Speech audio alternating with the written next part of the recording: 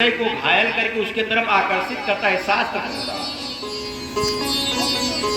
जब वो बजा ना तब तक भगवान ऐसे हुंकार मार के लड़के गए, लक्ष्मी जी भाग के खड़ी हो रही। हमारे बस की बात नहीं भैया, आज तो हमको पहचान भी नहीं रहे आधार कार्ड दिखाने के बाद भी। अब क्या हुआ तो भोले बाबा कहते हैं कि बेटा पहला तुम्हारे लिए ही ये रूप धारण किए प्रभु, तुम ही मनाओ। वही कहावत है ना कि जिसने दर्द दिया है वही दवा देगा। तो प्रहलाद को आगे करके भोले बाबा भेज रहे हैं और प्रहलाद गया तो साष्टांग पहले नमन किया, सो गया और कह रहा नमोस्तु तंतनाय दुष्ट शस्त्रे विचित्र वीराय पवित्र कर्मणे विश्व सर्ग सन्मयांगुणो स्वालील संदास भूतः। साष्टांग प्रणाम प्रहलाद ने किया।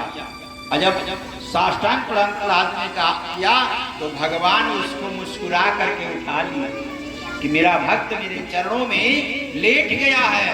और प्रहलाद को उठा करके अपने गोद में उठा करके एक हाथ से भगवान पकड़ लिए और दूसरे हाथ उसके बाल को सहला रहे हैं भगवान, और ऐसे पकड़े थे कि मेरा बच्चा कहीं मेरे गोद से गिर ना जाए।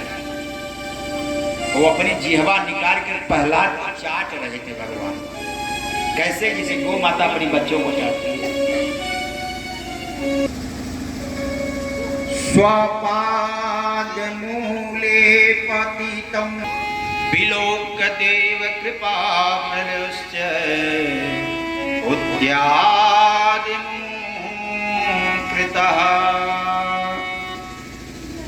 प्रहलाद जी ने जब प्रभु के से दिव्य करुणा को देखा ना तो प्रहलाद से भगवान हाथ जोड़ करके क्षमा मांगे हैं। किसी से भगवान हाथ जोड़ के क्षमा नहीं मांगेंगे, लेकिन प्रहलाद से मांगे हैं, हे प्रहलाद मेरे भक्त मुझे माफ कर देना, कहीं मुझे आने में विलंब तो नहीं हो गया, और मेरा नाम स्मरण करने से तुम्हें जो कष्ट उठाना पड़ा इसके लिए क्षमा कर देना, कहीं मेरे आने में विलंब तो नहीं हो गया। प्रहलाद ने कहा कि नहीं प्रभु, आप ही तो हैं जो हमारी सुनते हैं, आखिर कोई हमारा यहाँ सुनने वाला नहीं है। भगवान ने कहा कि बेटा कुछ वरदान तो मांग लो। कहा प्रभु जब आपकी कृपा हो गई, आपकी गोद मिल गई तो मुझे बचा ही क्या मांगने के लिए, मुझे कुछ नहीं चाहिए। भगवान ने कहा कि मेरा आना कहीं व्यर्थ नहीं हो जाए, इसलिए तुम्हें तो वरदान मांगना ही पड़ेगा। कहा प्रभु अगर देना ही चाहते हैं तो यही दे दीजिए कि आज के बाद आपसे कुछ मांगने की जरूरत ही ना पड़े।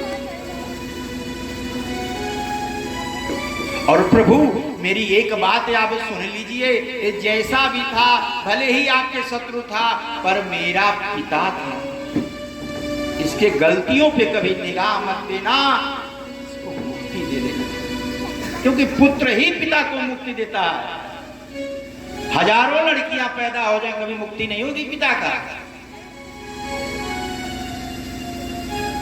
पुत्र से मुक्ति होती है, और पुत्र मुक्ति दे या गुरु मुक्ति दे, मुक्त दायित्व गुरु वाक्य मूल। अब कहा प्रभु ठीक है प्रहलाद एक और वरदान तो मांगो, मेरी इच्छा है। कहा प्रभु देना है तो आज से हमारे से 21 पीढ़ी ऊपर और 21 पीढ़ी नीचे तक का आप वध नहीं करेंगे। तथास्तु बोल करके भगवान प्रहलाद को राज्य से दे करके भगवान वहां से चलते हैं। आगे की कथा में 14 मनमंत्रों का एक संक्षिप्त व्याख्या है। सतयुग, त्रेता, द्वापर, कलयुग आदि 4 युग होते हैं, सभी लोग जानते हैं। और 1000 बार कलयुग, सतयुग, द्वापर, त्रेता आता और चला जाता तो एक मनवंतर होता है। और जब एक मनवंतर होता है चतुर्मयी विद्या है तो ब्रह्मा का एक दिन होता है। और ब्रह्मा का एक दिन में पहले मनवंतर के इंद्र थे स्वयं वो थे स्वरोचित, औसत, तामत, रैवत, चक्षु, वैवस्व। ये वैवस्व मनवंतर चल रहा है 8वां। इस समय वैवस्व मनवंतर है। इनके इंद्र है सावरणी महाराज, उनका नाम है। ऐसे करके है। फिर परीक्षित ने कहा सुखदेव मुनि से, हे प्रभु, हमें त्रिकूट पर्वत के जो भगवान गज थे उनकी कथा श्रवण कराइए। गज ग्राह की ग्राम मगर तो हम सबको पकड़ रखा है। अरे आज जाना था चंडेसर मगर ये हो गया, नहीं जा पाएगा। आज जाना था खेत में मगर ये आगे तो नहीं जा पाएगा। तो मगर तो सबको पकड़ा है।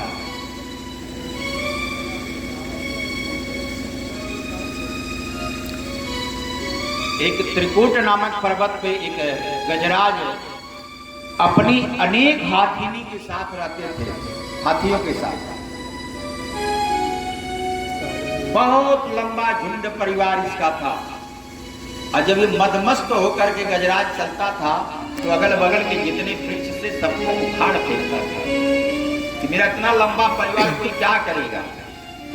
क्या आसीद गिरियो राज त्रिकोटम किसी पे रहना कहीं जाना मतलब इवेंट में आ रहा हूँ।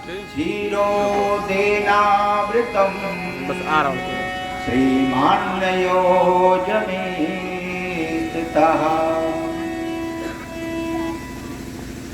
और एक रोज प्यास से व्याकुल गजराज ने अपने परिवार को लेकर कहा कि चलिए सरोवर में जल क्रीड़ा किया जाए।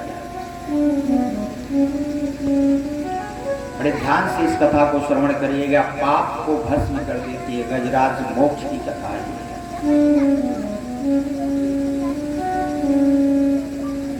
एवं गसिस्तरो पाय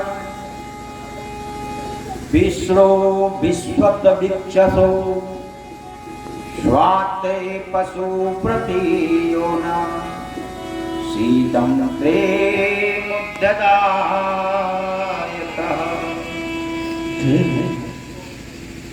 भगवान पशुपति का, पशुपतिनाथ जी जो हैं नेपाल में काठमांडू पड़ते हैं, इनका दर्शन कर लेने से पशु के घर जन्म नहीं होता है। बद्री विशाल केदारनाथ का दर्शन करने से पहले इनका दर्शन करना पड़ता है, क्योंकि ये मुख है और वो पीठ है। ये अनिवार्य है। प्रत्येक व्यक्ति के जीवन में 12 ज्योतिर्लिंग का दर्शन, 51 खंडपीठ माता का और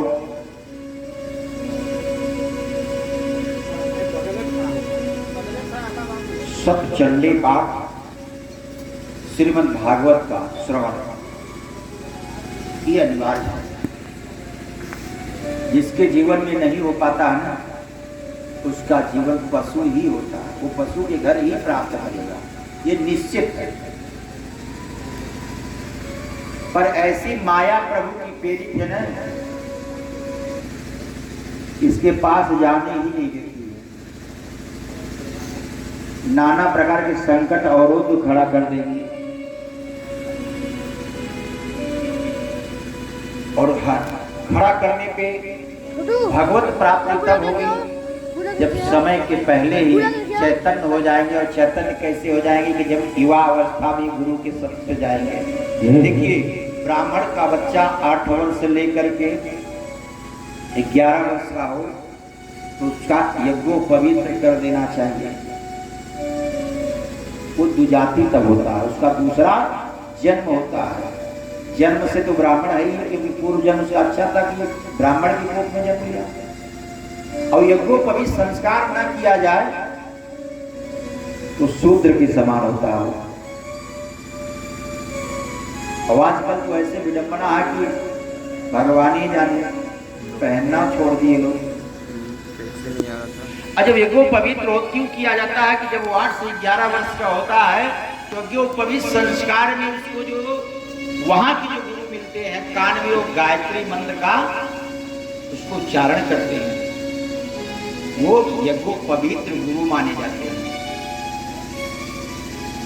और उनको संध्या करने का, तर्पण करने का, पितरों का तर्पण डेली करना चाहिए। देवताओं का जैसे पूजा होती है उसी तरह पितरों का होता है, और जिसके पितर रुष्ट रहते हैं उसके देवता कभी खुश नहीं रहते।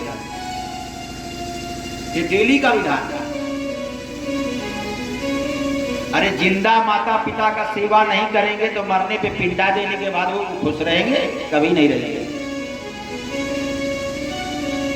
माता पिता, गुरु, अग्नि, अन्न, सूर्य और जल, ये प्रत्यक्ष देवता हैं। भूल करके भी इनका कभी अपमान नहीं होना चाहिए। और जो संतान माता पिता के चरणों का दास होता है ना, उसका कभी बाल बाका होने वाला है ही नहीं।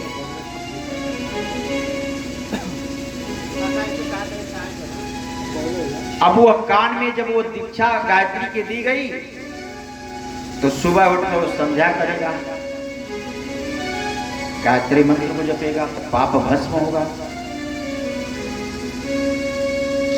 और जब वो जपेगा तो आचार और विचार उसके अंदर आएगा।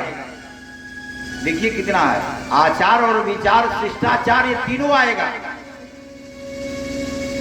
वो सम्मान करना सीख जाएगा कि मेरा पिता है, मेरे चाचा है, मेरे ताऊ है, मेरे बड़े बुजुर्ग जो भी हैं, बाबा है, सबका सम्मान करेगा। और वही बच्चा जब 11 वर्ष के ऊपर गया ना तो उसको गुरुकुल में लोग भेजते थे। गुरुकुल के गुरु मिलते थे, अपने यहाँ रख करके उसको दीक्षा दी जाती है। शस्त्र चलाना, शास्त्र का अध्ययन, शस्त्र का अध्ययन, उसको जिंदगी जीने की तरीका बताई जाती है। जब गुरुकुल से वो पढ़ के आता था ना तो उसको कुलगुरु तब मिलते थे, कान में दीक्षा देने वाले। तो उनको अच्छे गुरु की पहचान हरि के चरणों का दास बना देते। इसलिए बचपन से लेकर के पूरी जवानी वो अनुशासन में जिंदा है, नियम कानून के तहत बंधे हुए हैं, वो कभी मार्ग भटक नहीं सकते हैं।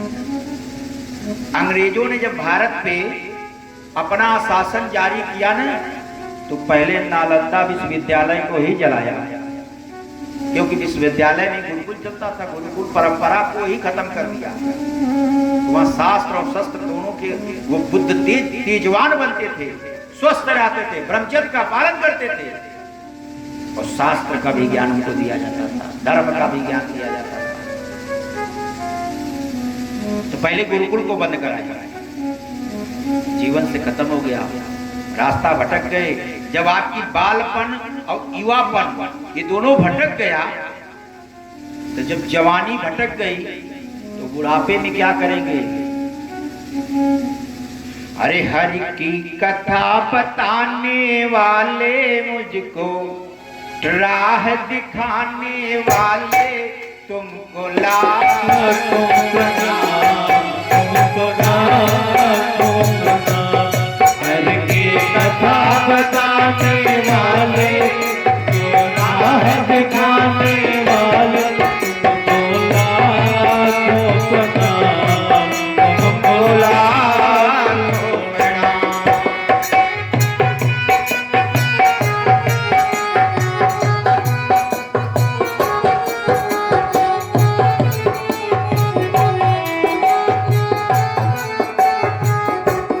हरि की कथा बताने वाले, हरि को राह दिखाने वाले, तुमको लाखों प्रणाम, तुमको लाखों प्रणाम, तुमको लाखों प्रणाम, तुमको लाखों प्रणाम। अब जवानी धीरे धीरे ढलने लगी, बुढ़ापा आ गया। तो कोई बड़ बुजुर्ग उनसे कह दे कि दीक्षा लीजिए, अभी भी सुधर जाइए। 51 इसका मतलब समझते हैं? 51 जैसे गाड़ी हाईवे पे चल रही है, एकाएक ब्रेकर आ जाए तो जिंदगी की उम्र निकल गई स्पीड से। अब कब बुढ़ापा आ गया कोई तारीख भी नहीं पता चला। जन्म की तारीख है, मृत्यु की तारीख है, रोग की तारीख है, लेकिन बुढ़ापे की तारीख नहीं है कि किस तारीख को आएगा। इसलिए 51 जब आपकी उम्र 51 की हो जाए ना, तो जिह्वा को, मुख को बंद कर लीजिए। वन, इसमें वन शब्द निकला। लोग जंगल वानप्रस्थ जिंदगी जीने के लिए वो बताता है। वानप्रस्थ क्या है? आप घर में रहिए या जंगल चले जाइए, उससे मतलब नहीं है, मतलब मौन रहिए। बच्चा 20, 22, 25 साल का रहेगा तो घर में बहू आएगी तो उसको अच्छे बुरे के बोध, घर में है ही नहीं, जंगल में चले गए, उसके बाद भी आदमी दलीलता देता नहीं मेरा सब कुछ। तो फिर धीरे धीरे 8-9 साल और बिता तो 59 साल के हो गए। तो शास्त्र कहता 69, अरे मूर्ख सुन ले, तेरा एक पैर अब कब्र में गया और दूसरा तेरे साथ है, अब भी समझ जा, दीक्षा ले ले। तो लोग कहते हैं बेटी का ब्याह कर लूंगा तब लूंगा, मकान बनवा लूंगा तब लूंगा। अजब, आंख से दिखता नहीं, पैर से मुड़ता नहीं, हाथ उठता नहीं, तब घर वाले कहें बाबा गया चले जाओ। अरे गया का खा के जाएंगे बाबा, चढ़ ही नहीं पाएंगे सीढ़ी वहां। पंडित जी कहेंगे कि इस पिंडा का नाम लेकर यहाँ दो, सुनेंगे ही नहीं। वो गुरु को दिला रहे हैं कि माता के दिला रहे हैं कि पिता के दिला रहे हैं, उनको पता ही नहीं चला किसका दे रहे हैं। भाई भीष्म पितामह को भी पिंडा दिया जाता है। तो जब कान और आंखें चली गई तो कोई सुनने वाला नहीं है। देखिए आ गया ला। इसके बाद कहते हैं अच्छा अब दीक्षा ले लीजिए, अब दीक्षा ले लीजिए। हाँ गुरु जी को ढूंढो भैया, उनका घर कहाँ है।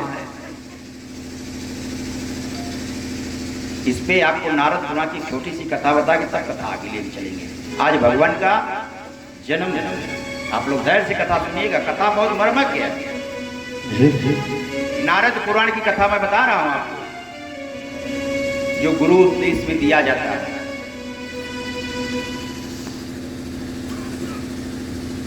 भगवान नारद स्वयं हरि का अंशावतार है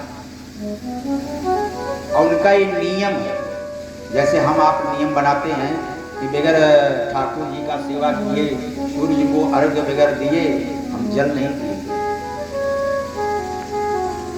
भाई जिनके आश्रित हम हैं पहले उनकी वंदना करो। कहते हैं ना कि बता तेरे मुख को कौन खोलता है, ये मुख बोलता है या वो बोलता है।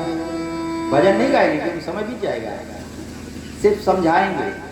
बता तेरे मुख को कौन खोलता है, ये मुख बोलता है या वो बोलता है। अब इसको सिद्ध करिए। में की आवाज आती कहाँ से, ये मुख बोलता है या वो बोलता है। किसी व्यक्ति को चीर दीजिए और परीक्षण करिए उसके शरीर को, क्या कोई मशीन लगी बोलने वाली, श्रवण करने वाली? एक जिह्वा है, तीखा मिर्चा खा लीजिए तो तीखा बताएगा, रसगुल्ला खा लीजिए तो मीठा बताएगा। जितने वस्तु का रसा स्वादन आप करेंगे उतने प्रकार की स्वाद बताएगा। ये कौन दिया? प्रभु। क्यों दिए? इसका स्वभाव परोपकार करना है, किसी का निंदा चुगली चुराई करना नहीं। भागवत में स्पष्ट लिखा हुआ है कि संसार में 2 चीज जघन्य अपराध है। कहें कौन सा? कहीं इसका कोई क्षय ही नहीं, अखंड पाप है ये नहीं करना चाहिए। कहीं क्या, कहीं अपने मुख से अपनी प्रशंसा, ऐसा करने में समूचा आपका पूर्ण खत्म हो जाएगा। और अपने मुख से दूसरे का निंदा नहीं करना चाहिए। किसी का निंदा जिसका भी करेंगे उसके शरीर का सारा पाप आपके सर चढ़ जाएगा। ये दो चीज नहीं करना चाहिए। और यही होता है, यही होता है। तो परीक्षण करिए कि अगर कान सुन रहा है, आंख देख रहा है, नाक सूंघ रहा है और जिह्वा रसास्वादन कर रही है, परोपकारी है, दांत में कुछ फंस जाता है तो जिह्वा आपसे पूछने नहीं जाती कि मैं इसका निकालूं, उसकी निकालती है। और दांत क्या करता है, अहंकार में बैठा है कि मैं तो ताकतवर हूं। मृत्यु के साथ जाती है क्योंकि परोपकारी है, भर उम्र जीती है। और दांत अहंकार में जीता है कि मैं तो बलशाली हूं, इसलिए बाद में आता है, पहले चला जाता है, उखड़ जाता है, उसका नष्ट नाबूद हो जाता है। अब कोई कह दे कि दांत नहीं तो भोजन कैसे, क्या बिना दांत वाले नहीं करते हो तो वेदांती हो जाते हैं। और जो वेदांती होता है तो भी तो रोटी खाते हैं। ये है परोपकार की लक्षण। अभी हमारी जिह्वा से आवाज निकल रही है, इतना ही सोचिए। अभी कोई आपसे पूछ ले कि आप कौन हैं,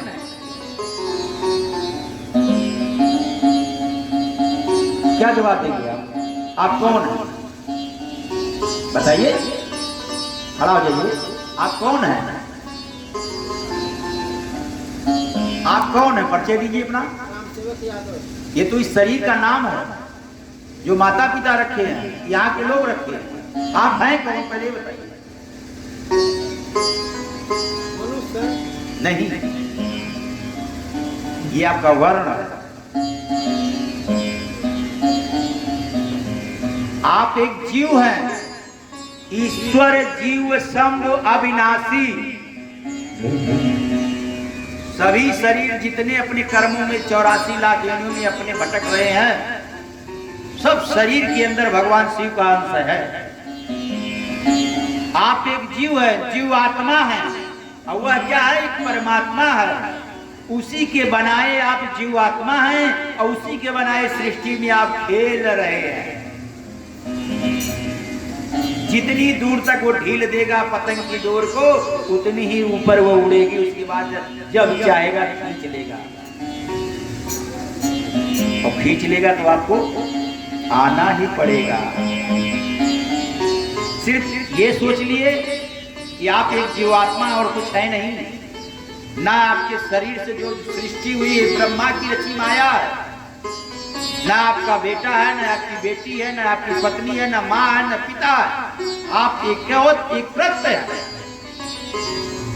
ना आप जन्म के पहले थे, ना आप मृत्यु के बाद रहे। अब इसको मैं साक्षात आपको प्रमाण दे रहा हूं। बैठ जाइए।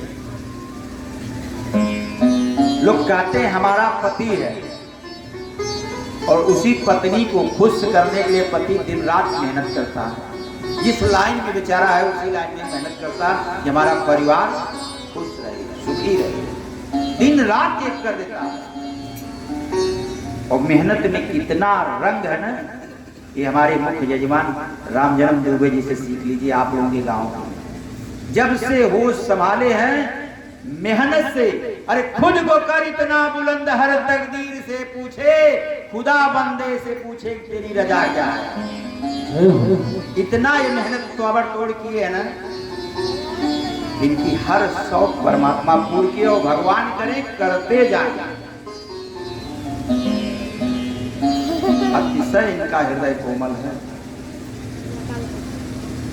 मेहनत बहुत की, अपनी मेहनत की रोटी खाए हैं, ये सभी लोग जान रहे हैं। उसी तरह से जितना वो बनाया है उतना ही आप करेंगे, उतना ही खाए। हमको खाने के लिए क्या, ये पृथु, कल की कथा में पृथु महाराज थे ना, वो धनुष से अपनी पृथ्वी को खुदा करके इससे दोहन किए और दोहन करके अन्न उत्पन्न किए। क्यों? कि हम संतान हैं, हम अपने नकली माँ बाप हैं। नकली माँ बाप नकली औलाद के लिए चोरी करके स्टेट बैंक में पैसा रख लेते हैं, परिवार को भी नहीं बता पाएंगे कि वहां रखे थे ले लेना, या उनका कर्जा इतना इनको देना उतना इतना लेना, कुछ नहीं बता पाएंगे। फिर भी चाहते हैं कि उस पत्नी को खुश करने के लिए पति दिन रात मेहनत करता है, और खुदा न खास्ता किसी की पति अगर गुजर गए तो 10 रात तक जब तक लोग रहते हैं, जब तक लोग रहते हैं उनकी अंत्येष्टि होती है, तभी तक पत्नी के आंखों में आंसू आता है। फिर खुद शरीर से पैदा हुआ बालक वो बालक भी वो बच जाती है और मुस्कुराती भी है और खाती भी है। गलत कह रहा हूं बताइए? अगर उसका 7 जन्मों का संबंध है तो जब जाने वो साथ ही चली जाए। यथार्थ सत्य में बता रहा हूं, बुरा मत मानिएगा आप लोग, और इसलिए मैं कथा रोक करके बता रहा हूं कि आपकी ज्ञान चक्षु खुले। कोई किसी का नहीं है, अगर है श्रीमन नारायण प्रभु अपने।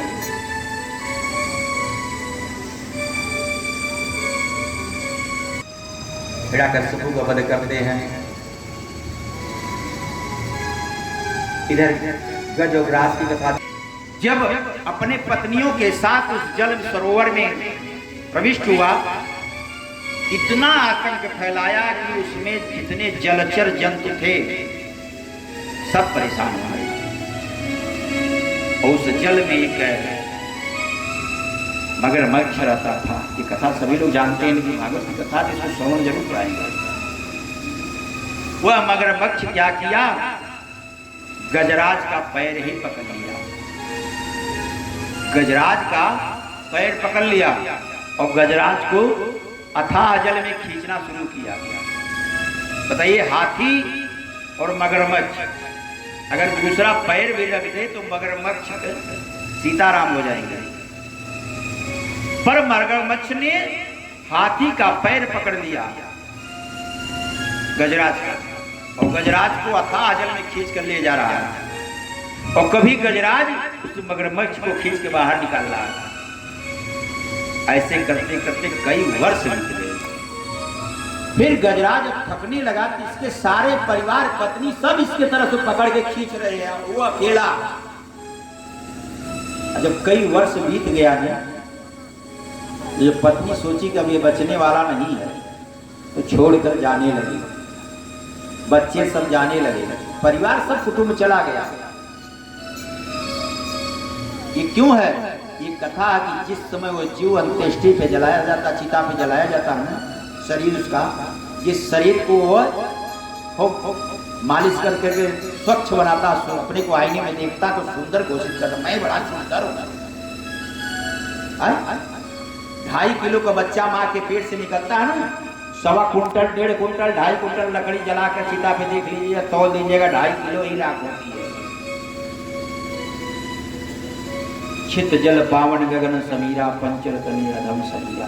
ये कर्जा की है, ये शरीर भी यहाँ रह जाती है। जिसका जिसका भाग है, हवा अग्नि जल सब मिट्टी, सब लोग अपना अपना ले लेते हैं जो दिए रहते हैं। पंचभूत जिसको कहते हैं, ये पंचभूत की शरीर है। और जीव आत्मा जब वहां निकल के देखता है कि मेरा ही बेटा, जिसको मैं पैदा किया, पाल पोस के बड़ा किया, इसको पढ़ाने के लिए, इसको पहराने के लिए, इसको खाने के लिए, हमने कभी अपने ही कमाई से अपनी शौक नहीं पूरा किया। जिसको मैं आज इतना बड़ा किया, आज मुझको जला रहा है। मेरी दर्द इसको पता नहीं है, मेरे शरीर को जला रहा है। और नहीं तो क्या, संतों हमने कहा ना, दसम रंधी फटता है तो मृत्यु होती है। तो ब्रह्मचर्य नष्ट करके पुत्र प्रत्येक पैदा करते हैं। कभी युवा बंधुओं को अपना ब्रह्मचर्य नष्ट नहीं करना चाहिए। सप्त धात होती है वो, और जो नष्ट कर देता है ना, वो किसी के लायक भी नहीं रहता। शरीर से भी चला जाता है और संसार से भी चला जाता है। सबसे बड़ा अगर विषैला जहर कोई है तो यही है। तो पुत्र एक बांस लेकर खड़ा होता है, जलाने के बाद भी उसको यह विश्वास नहीं रहता कहीं पिता उठ के बैठ न जाए, और मार करके उस डंडे से सर को फोड़ता है, कहता है, हे पिता, मुझे पाने के लिए तुमने अपना ब्रह्मचर्य नष्ट कर दिया, अपनी मुक्ति खो दी, दसम रंध छोड़ दिया जो परमात्मा को मिला देता। लाइए मैं आपका सर फोड़ देता हूं। वो उस डंडे से मार करके, उसको कपाल क्रिया कहा जाता है, लोग दाग लेते हैं ना कि मैं वहां से। अच्छा ये बताइए कि शरीर को भूनने से चिता पे शरीर ही चलती है ना, मांस इतना सूतक लग जाता है जन्म और मृत्यु का। भाई 2 ही सूतक है 10 रात्रि का, मांस जला देने का सूतक है मृत्यु सूतक जिसको कहते हैं। 1 लाख 2 लाख रुपया खर्च करके 13 ही लोग करते हैं और कर्म करते हैं, शुद्धिकरण करवाते हैं, और घर घर में मांस अगर जलाते हैं लोग, क्या उसका सूतक नहीं लगता? अपने मंदिर जैसे घर को लोग शमशान जैसे सूतक चूचक बना दिए। कोई पवित्रता रही नहीं गई, न भोजन में, न वाणी में, न घर में, क्योंकि आवागमन गुरु से दूर हो गया। अरे भैया हमारे घर गुरु बाबा आए ना, हमारी भक्ति में हम दिखावा ही कर रहे हैं, तो सब घर तो धुल लेंगे। दिखाने के लिए उनको अगरबत्ती और धूप दिखा दिए, तभी तो मन शुद्धि हो जाएगा, कुछ तो भगवान समझेंगे। तो आप लोग गुरु से, माता पिता से दूर हो रहे हैं। और तीसरी क्या है? शुद्ध आहार और विहार। विहार क्या है? आहार क्या? शुद्ध भोजन। भोजन भी आप लोग गंदा कर दिए, शुद्ध रह ही नहीं गया, अभक्ष पदार्थ खाने लगे। और विहार क्या है? खुले आसमान में सोइए, छत पे देखिए, ब्रह्म मुहूर्त में अपने आप शरीर आंख खुल जाती है और शरीर खिली खिली जाती है, ये प्रकृति की है। और घर में बंद करके एसी में सो जाइए, देखिए नींद नहीं खुलेगी। और ब्रह्म मुहूर्त में सोने वाला व्यक्ति, उसका भाग ही भोलेनाथ काटते हैं। और ब्रह्म मुहूर्त में स्नान करने वाले के घर लक्ष्मी चल के जाती है, मेरा दावा, इस शास्त्र कहता है। ब्रह्म मुहूर्त में और गोधुलिया में कोई सोना नहीं चाहिए। और ब्रह्म मुहूर्त में स्नान करके परमात्मा को याद करने के पास लक्ष्मी चल के जाती है,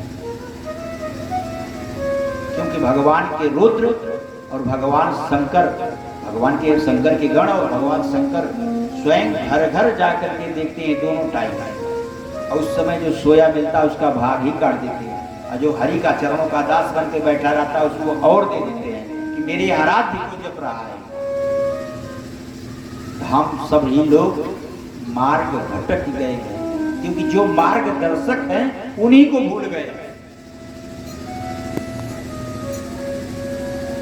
अरे भगवान आए थे, प्रातः काल उठ के रघुनाथा, मात पिता गुरु नावै माथा।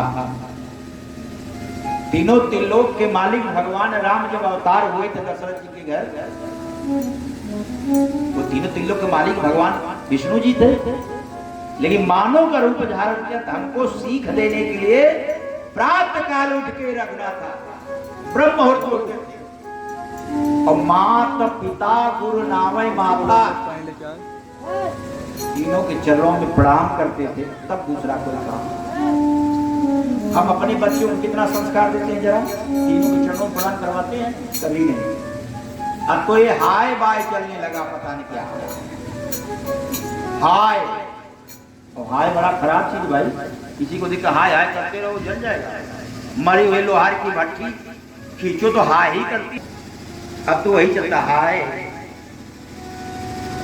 ये क्या है? मां, वो जो मम्मी है ना, मरे हुए स्त्री को मसाला लगा के बांध करके रख देते हैं ना लोग, वही मम्मी है।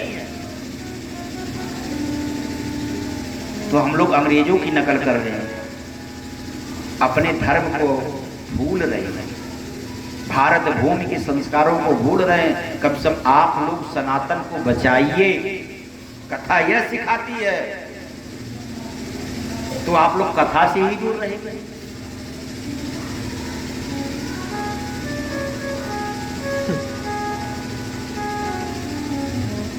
तो सुखदेव मुनि से ये बताइए, मुझे समुद्र मंथन की कथा बता दीजिए, कैसे हुआ था और क्यों हुआ था। यही देख लीजिए, गुरु के चरणों में बैठे थे परीक्षित। भागवत पहले दिन मैंने बताया था महात्मा, आज भी थोड़ी सी मैं 2 लाइन बता दे रहा हूं, कथा आगे लिखूंगा। परीक्षित ने पहला प्रश्न सुखदेव मुनि से यही कहा किया, हे प्रभु, हे बंदो, हे गुरुवर, कृपा करके यह बताइए कि जिस व्यक्ति का 7 दिन में मृत्यु होने वाली हो उसको क्या करना चाहिए। हमारी आपकी भी 7 ही दिन में मृत्यु होगी,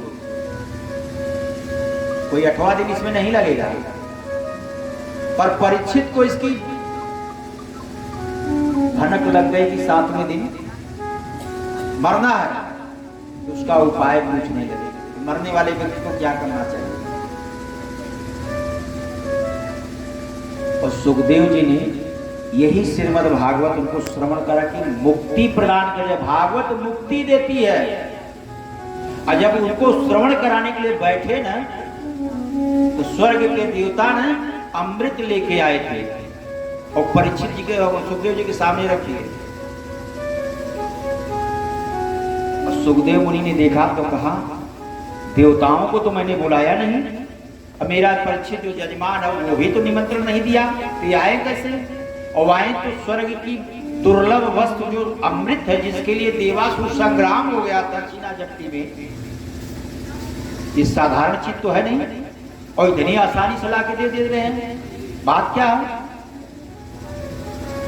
तो हाथ जोड़ के दंडवत करके देवता ने विनम्र भाव से कहा सुखदेव मुनि से, हे मुनिवर, हमने सुना है कि जो ये आपके यजमान परीक्षित है ना, जैसे हमारे यजमान परीक्षित दुबे जी हैं, श्रीमान दुबे जी, मुख्य यजमान श्रीमान दुबे जी, तो इस समय परीक्षित है और प्रभु व्यास मुनि के कृपा पात्र इस व्यास मंच से सुखदेव के रूप में मैं कथा बता रहा हूं। विष्णु स्वरूप व्यास आया, व्यास स्वयं विष्णु भगवान के स्वरूप होता है। मैं अपने परीक्षित को ज्ञान दे रहा हूं। उसी तरह से दंडवत करके देवता ने सुखदेव मुनि से कहा कि हे मुनिवर, आपके जो ये शिष्य है परीक्षित है, मैंने सुना स्वर्ग में इनको ब्राह्मण ने श्राप दे दिया कि आज के 7वें दिन तक्षक नाग डसेगा, इनकी मृत्यु हो जाएगी। एक काम करिए, मैं अमृत लेके आया, इनको पिला दीजिए, ये मरेंगे नहीं, अमर हो जाएंगे। पर उसके बदले जो भागवत रूपी अमृत है ये हमें दे दीजिए। तो गुरु समझदार अगर है तो गुरु सदैव अपने शिष्य का कल्याण करना चाहता है। ऐसे उपमा बता रहा हूं। चंदन का पेड़ कितने लोग देखे हैं, जरा हाथ उठाइए। कोई नहीं दिखा।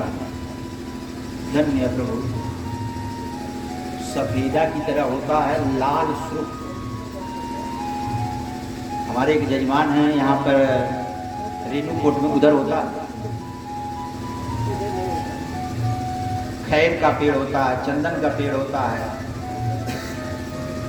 तो चंदन के पेड़ को टांगी काटती है ना, टांगी बोलते हैं ना उसको, कुल्हाड़ी काटती है और काट काट के छोटे छोटे टुकड़े कर लेती है। वो चंदन क्या करता है, कुल्हाड़ी तो उसको काटती है, पर चंदन उस कुल्हाड़ी के मुख पर अपना खुशबू छोड़ता है, विरोध नहीं करता, खुशबू छोड़ता है। और ये सरलता देख के परमात्मा रीझ जाते हैं और परमात्मा कहते हैं उस चंदन को घिस करके ना, जो चंदन निकलता है तो संत के मस्तक पे आता है और परमात्मा को लगाया जाता है, सिर्फ खुशबू छोड़ने से। और कुल्हाड़ी उस चंदन को काटती है ना, तो उसका क्या परिणाम है, कि लोहार की भट्टी में आग करके लोहे से उसका मुंह तोड़ा जाता है, ऐसे तोड़ते हैं ना। एक बार सोनार के मंडी थी और कुछ लोहार थे, कुछ सोनार थे। कथा से ज्ञान समझिए क्यों बोल रहे हैं। तो लोहार का जब मंडी में कुछ लोहार थे, कुछ सोनार थे, तो लोहार अपने यहाँ जब लोहा की थोड़ाई करते थे, दंड दंड की आवाज उसमें से निकलती थी, बाट बाट। और जब सोनार अपने सोना को तोड़ते हैं तो सोना से आवाज ही नहीं होती। एक बार लोहा सोना से पूछा, भाई ये बताओ, जब तुम्हारी पिटाई होती तो तुम इतना शोर क्यों मचाते हो? तो लोहा कहा, तो तुम ही बता दो कि तुम्हारी पिटाई होती तो तुम चुप क्यों रहते हो? कहा पहले तुम बताओ तब बताएगा। तो लोहा कहा, मैं जानता हूं तुम क्यों चुप रहते हो। क्या क्यों? कहा तुमको तो लोहे पीटते हैं ना, सोनार की हथौड़ी लोहे की होती है ना, सोना को भी मारते हैं। तो सोना से लोहा बोल रहा है कि तुमको तो हमारा भाई मारता है, इसलिए तुम चुप रहते हो, क्यों? वो ताकतवर है। तो कहा तुम आवाज क्यों करते हो, जानते हो? तो कहा चुप इसलिए रहता हूं कि मुझे अपने मारते हैं, लोहा को लोहा ही चलता है, जब अपनों की मार पड़ती है तो आह भी नहीं निकलती। और जो संत के चरणों का, भगवान के चरणों का दास हो जाता है ना, उसके चरणों का दास सभी लोग हो जाते हैं। बोलिए वृंदावन बिहारी लाल की। जब मगरमच्छ गजेंद्र की पत्नियां और बच्चे सब छोड़ के चले गए ना, तो गजेंद्र कह रहा कि अरे सुनो, जीवन पर्यंत मैं तुमको खुश रखने के लिए प्रयत्न किया, खुश रखा, आज मेरे ऊपर संकट आया तो तुम छोड़ के जा रही हो, तो मैं क्या करें? जितना सामर्थ्य था उतना बचाए, अब बचने वाले नहीं हो तो छोड़ के जा रहे हैं। कहें अभी तो मैं जिंदा हूं, बचा हूं, ये कैसे जान ली कि मैं बचने वाला नहीं हूं? फिर भी छोड़ के चले जाते हैं लोग। तो गजेंद्र ने और ग्राह के युद्ध में जब अथाह सागर में चला गया, तो लिखते हैं कि जौ के तिल के बराबर उसकी सूंड बची थी, सब पानी में खींच ले गया था मगरमच्छ।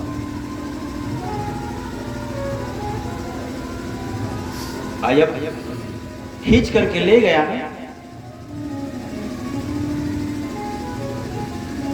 तब ये पशु था ना, मंत्र तो जानेगा नहीं, तंत्र तो जानेगा नहीं, तो सिर्फ इसके मुख से गो शब्द निकला। गो एक अक्षर निकला। हमारे प्रभु तक्षण कहीं जा रहे थे, गरुड़ पे बैठ करके घूम गए कि मुझे पुकारा। ब्रह्मा, शिव, इंद्र सभी लोग देख रहे हैं कि मेरा नाम नहीं ले रहा, मेरा नाम नहीं ले रहा, तो मैं क्यों जाऊं? तो हमारे गोविंद में सिर्फ गो एक अक्षर से दौड़ पड़े और सुदर्शन से बैठे बैठे चक सुदर्शन को पहले फेंक दिए कि रक्षा कर। चक सुदर्शन जी जाकर क्या किए? ग्राह का गला ही काट दिया, मगरमच्छ का गला ही काट दिया और पैर निकल गया। तो अधमरे स्थिति में जब मगरमच्छ ने भगवान से प्रश्न किया, दो ही व्यक्ति का प्रश्न का उत्तर भगवान नहीं दे पाएगा, एक बालिका, एक मगरमच्छ का। पर ये भक्ति से लिखा हुआ चीज भगवान को उसमें वो नहीं, बुराइयां नहीं देखी जाती है। मगरमच्छ ने कहा कि प्रभु मेरी कोई तो गलती नहीं है, मुझे बनाया कौन? मैं। क्या मेरा भोजन कौन दिया? क्या मैं? तो मैं तो अपना भोजन ही पकड़ा था, आपने मेरा गला क्यों काट दिया? तो भगवान उसको संतुष्ट करने के लिए कहा, मैंने जब देखा ना कि मेरा भक्त मुझे बुला रहा है, और मैं जब यहाँ आया तो देखा कि आप मेरे भक्त का चरण पकड़े थे, इसलिए मैंने सोचा वाह ये मेरे भक्त का भक्त है, तो भक्त का रक्षा पहले बाद में करूंगा और पहले उसका रक्षा करूंगा, इसलिए तुम्हें मुक्ति दे रहा हूं। बोलो राधे राधे राधे राधे।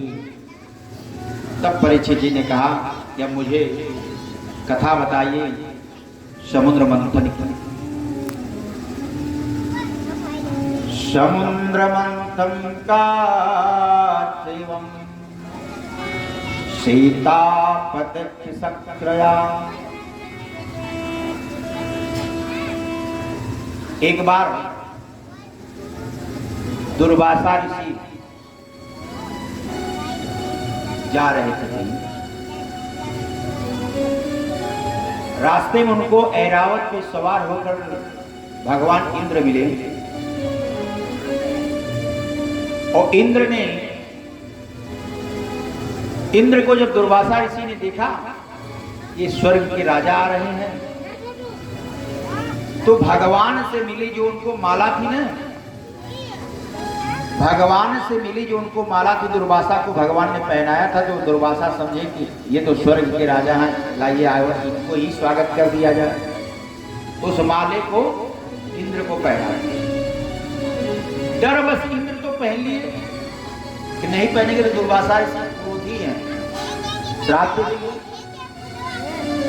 डर बस तो पहन लिए और स्वागत सुनता करके पूजन करके दुर्वासा ऋषि जब आगे बढ़े,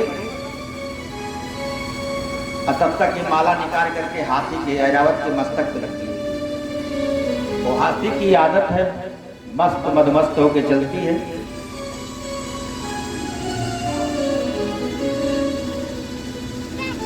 पशु होकर के हाथी अब मदमस्त होके चलती है, और पीछे पीछे कुत्ता भौंकते। अगर वो कुत्ता को मार दे तो मर जाए कुत्ता, और फिर भी कुत्ता उस हाथी को भोंकता है। हाथी उसकी बात को नहीं सुनता, क्योंकि बड़े बड़े कान लिया है। बड़े कान से याद आया, जीवन की खूबसूरती अगर बनाता तो अपना केस, पति की उम्र अगर रक्षण करना तो माताएं बहनें अपना केस कभी न कटवाएं। और सूप नखा किसकी बहन थी? रावण राक्षसी थी ना। सूप नखा क्या? जिसके नख सूप के समान हो, ठीक ना। तो बाल से उम्र बढ़ता है, पत्नी सुहागन रहती है। अपनी मांग की सिंदूर कभी पति को नहीं दिखाना चाहिए। ढक के रख रहे माताएं हमारी थी तो पहले इतना था, उससे उम्र छीन होती है पति का, ठीक ना। मांग की सिंदूर ढक के रखना चाहिए माताओं को, पति ना देखे। और बाल ना काटे, उससे पति की उम्र कम होती है। अब इस कलिकाल में उल्टा ही हो रहा है, पैसा भी दे रही है और बाल भी कटवा रही है। अब सूप नखा बन रही है, नाखून को बड़ा कर दे रही है। तो राक्षसी प्रवृत्ति नहीं आएगी क्या है कि जब राक्षसी बन रही हो बनो।